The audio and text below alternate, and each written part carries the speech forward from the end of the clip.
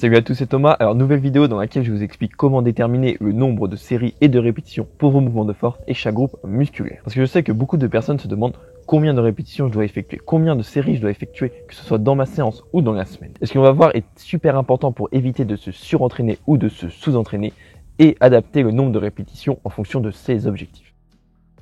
Pour déterminer le nombre de séries, il faut prendre en compte quelques facteurs. Plus votre mouvement va être difficile comme le soulevé de terre et moins vous pourrez faire de séries dessus. Et moins un mouvement permet de mettre lourd et plus il a de chances de se désentraîner. Vous devrez donc faire plus de séries dessus, comme le développé couché.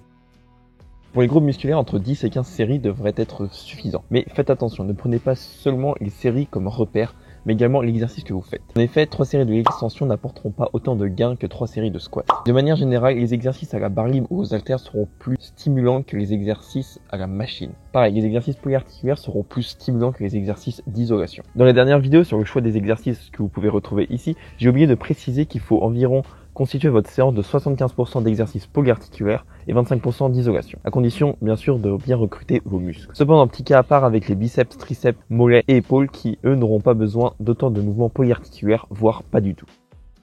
Lorsqu'on débute, le corps réagit avec très peu de stimulus, c'est-à-dire que vous aurez besoin de peu de séries pour progresser. Mais une fois passé ce stade de débutant, vous aurez besoin de plus de séries afin de progresser. Et ce chiffre peut grandement varier entre deux individus, et c'est à vous ou votre coach d'analyser vos blocs pour voir ce qui vous convient le mieux. Par exemple, une personne réagira très bien avec 10 séries de bench, alors qu'une autre devra avoir 18 séries pour la même progression. Cependant, il y a des moyennes sur lesquelles vous pouvez vous baser au début.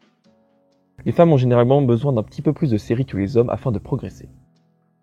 Généralement, dans le cadre d'un deload, le nombre de séries sera diminué, entre 20 et 50%.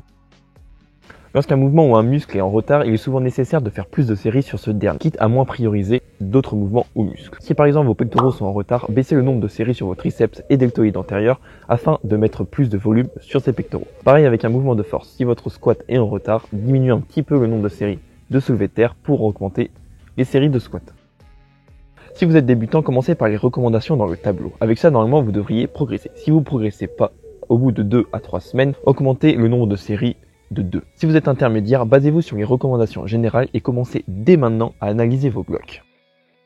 En force, il est recommandé de s'entraîner entre 1 et 5 reps, mais ne prenez pas ce conseil trop à l'extrême, parce que si vous progressez sur des séries de 10, votre max va quand même augmenter. Certes, il augmentera moins vite que des séries de 1 à 5, mais il augmentera. Voyez ça comme un continuum. Plus vous vous éloignez des séries de 5, et moins votre max va augmenter. Lorsque je programme mes mouvements de force, chaque jour a un but précis. Un jour de force, un jour de volume additionnel ou récupération. Durant le jour de force, les répétitions ne dépasseront pas 5. Le jour de volume, les répétitions ne dépasseront pas 10 et pareil pour le jour de volume additionnel ou récupération. Et à mesure que je m'approche de la compétition, le nombre de répétitions va baisser afin de devenir plus spécifique à ce qui me sera demandé, c'est-à-dire une répétition maximale.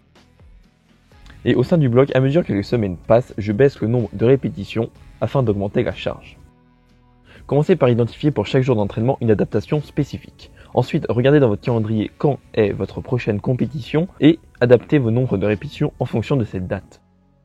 Pour l'hypertrophie, on peut différencier 3 types de fibres. Les fibres de type 1, les fibres de type 2A et les fibres de type 2B. Et en fonction du nombre de répétitions que vous allez choisir, différentes fibres seront sollicitées. Afin de maximiser l'hypertrophie, votre focus devrait être sur les fibres de type 2A et 2B et les fibres de type 1 dans une moindre mesure. Les séries entre 20 et 30 favoriseront les fibres de type 1, les séries entre 10 et 15 les fibres de type 2A et les séries entre 6 et 10 les fibres de type 2B. Et on évitera aussi les séries en dessous de 5 car elles fatigueront plus le système nerveux au détriment du système musculaire. Lorsque votre objectif est le bodybuilding ou le powerbuilding, effectuez 80% de vos séries à développer les fibres de type 2A et les fibres de type 2B. Si vous êtes plus orienté powerlifting, effectuez 70% de vos séries à développer les fibres de type 2B car ce sont elles qui produisent le plus de force et les 30 autres % à développer les fibres de type 2A. Il se peut que certains individus ne progressent pas avec les recommandations données, que ce soit pour tout le corps ou juste un muscle en particulier. Dans ce cas, testez différents rep range et voir dans lequel on est le meilleur. Une fois que l'on a trouvé ce rep range, faire les 3/4 de nos séries dedans. Il faut savoir également que les femmes étant composées de beaucoup de fibres de type 1, c'est-à-dire les fibres endurantes, seront meilleures sur des séries un peu plus longues. Par exemple, une femme pourra effectuer un 3x15 avec 70% de son max alors qu'un homme devra mettre 60%. En force, il n'est pas rare de voir des femmes effectuer par exemple 3 répétitions avec 80 kg et à peine une répétition avec 82,5 kg. Elles sont moins adaptées aux efforts maximaux. Si vous voulez que je fasse des vidéos en particulier, dites-le moi dans les commentaires. Si vous avez aimé, n'hésitez pas à lâcher un petit like et à partager. Et moi je vous dis à la prochaine. Ciao!